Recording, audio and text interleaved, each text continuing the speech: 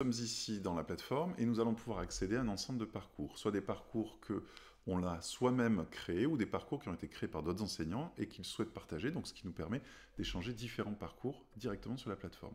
Ici, je vais donc cliquer sur une liste de parcours qui ont été créés, par exemple par moi-même ou par le partenaire, et donc je vais pouvoir consulter ces différents parcours. Je vais en choisir un par exemple ici, et je vais pouvoir visualiser ce que l'élève va voir. Donc concrètement, on va pouvoir se représenter exactement ce qui va s'afficher à l'écran pour l'élève et quelle activité il va pouvoir réaliser. Donc là, je visualise le parcours qui a été créé. Donc ce parcours va être plutôt dédié à la question de la source d'information, et à savoir si cet homme politique qu'on nous présente ici a des intentions. Donc l'élève a une première question qui lui demande de réfléchir à ce que nous dit cette personne. Donc il va pouvoir lire la vidéo. À force d'insister, c'est lui qu'on nous recommande. Il va pouvoir aussi la mettre en plein écran. Christian Emarque, conseiller national Soleroy. Il s'est fait connaître par le rôle important qu'il a joué pour... Une fois qu'il a fini de visualiser la vidéo, il va pouvoir passer à l'étape suivante du parcours. Donc ici, on va lui poser une question toute simple, où on lui demande si la personne pourrait avoir des intérêts à ce qu'une loi réduise les émissions de carbone, et le fait surtout qu'elle ne passe pas. Donc on va l'interroger sur cette question, et l'élève, suite à ce qu'il vient d'entendre, va pouvoir se positionner comme ça sur une échelle, donc où il est tout à fait d'accord, pas du tout d'accord. Il valide sa réponse, ensuite il passe à la suite.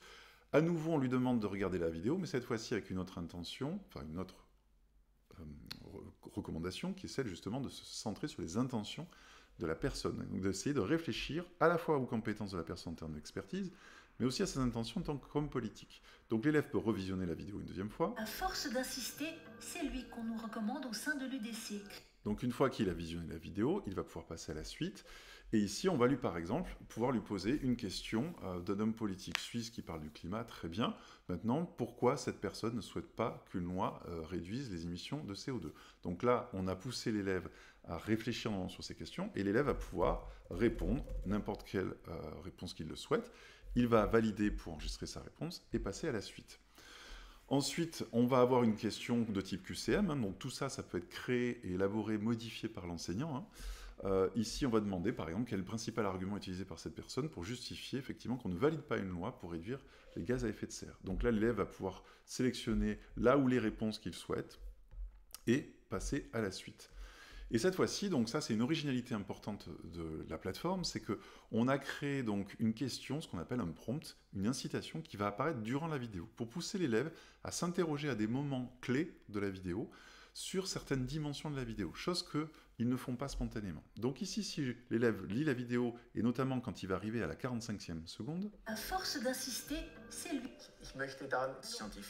Donc on avance à la 45e seconde. Quelques scientifiques font un scénario. Voilà ce qui apparaît. Un de vos collègues qui s'exprime beaucoup là-dessus, M. Coppel, il dit justement ces scientifiques sont des activistes. Vous pensez? Vous êtes d'accord? Oui, bien sûr, absolument. Donc voilà, on a une question qui est apparue. La vidéo continue un petit peu avec la question en surbrillance pour que l'élève lise la question et continue un petit peu à écouter ce qui se fait. Et on peut décider du moment où on souhaite l'arrêter. Et l'élève va s'interroger ici sur les connaissances de la personne. Est-ce qu'elle est vraiment compétente du sujet dont elle est en train de parler, de traiter? Donc l'élève va pouvoir se positionner. Et donc on le pousse à s'interroger sur des dimensions de la vidéo qu'il ne fait pas spontanément. Il va pouvoir valider sa réponse et la vidéo repart. Les scientifiques. Une fois que la vidéo est repartie, que l'élève a fini de traiter la vidéo, on peut tout à fait terminer le parcours, et l'enseignant pourra accéder à certaines informations relatives aux réponses des élèves.